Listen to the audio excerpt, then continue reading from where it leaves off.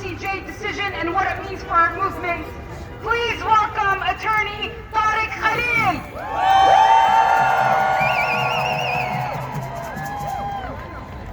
Free, free Palestine! Free, free Palestine! Free, free Palestine! Free, free Palestine! All right, I want us all to pay attention. This was indeed a historic ruling against the state of Israel. Israel was put on trial for the first time in its history. Now I understand us, Palestinians and solidarity activists. All institutions disappoint us. No one goes as far as we would want them to go. But never lose sight of the importance of this ruling. This ruling cannot be effected without a ceasefire. So it is a call for a ceasefire. Don't get hung up on the word. This is indeed a call for a ceasefire. The International Court of Justice, otherwise known as the World Court, the most esteemed judicial body in the world, found it plausible that Israel is committing the crime of genocide against the Palestinians in Gaza. This is, for the first time in its history, Israel was declared as potentially committing the crime of genocide. This is the first time in 75 years. This is a victory.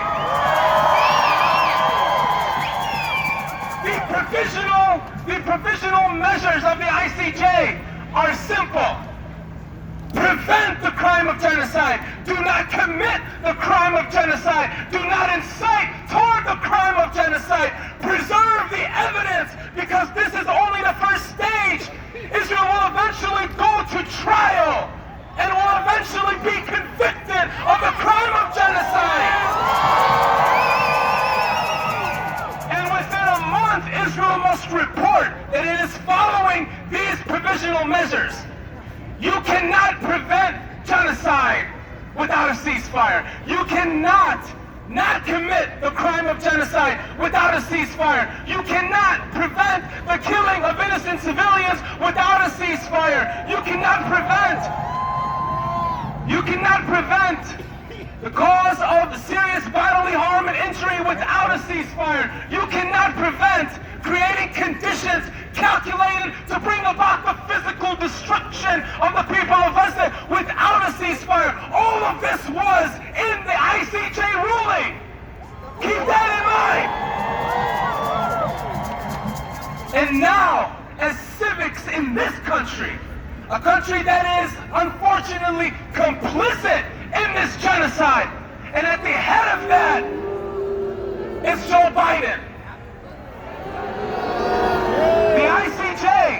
The ICJ took note of the 85-page application from South Africa and found that with the various dehumanizing statements and the sheer assault on the Palestinians in Gaza, that genocide indeed could have been committed.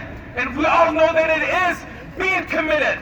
From the statements of Prime Minister Benjamin Netanyahu, to the Defense Minister Yoav Gallant, to the Minister of Finance Bezalel Smotrich, to the Minister of National Security Itamar Ben-Gvir, and other Israeli officials, including the IDF themselves, taking orders to pummel, to flatten the people of Gaza.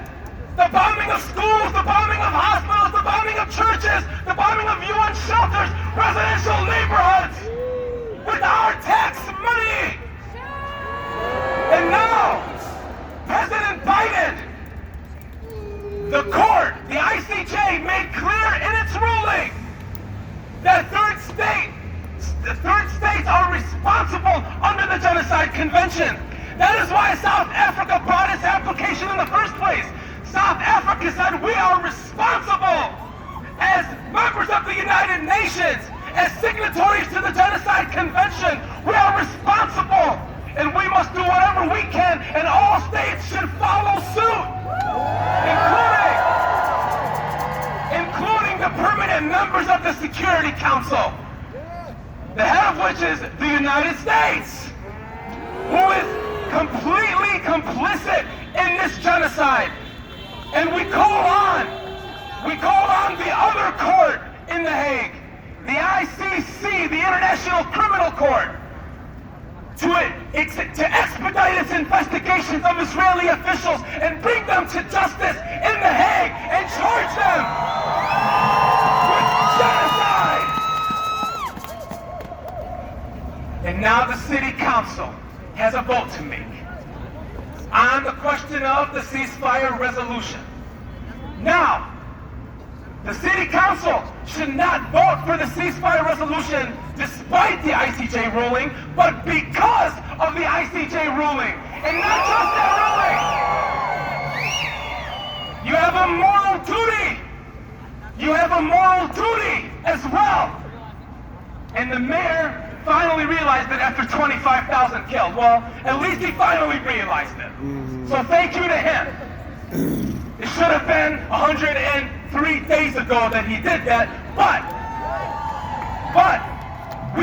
we must utilize this ruling and shame anyone who supports the continued assault against the Palestinians in Gaza, who continue to support not just the crime of genocide in Gaza, but the various war crimes and crimes against humanity and various human rights violations that Israel has been committing for 75 plus years. So we must never give up the fight.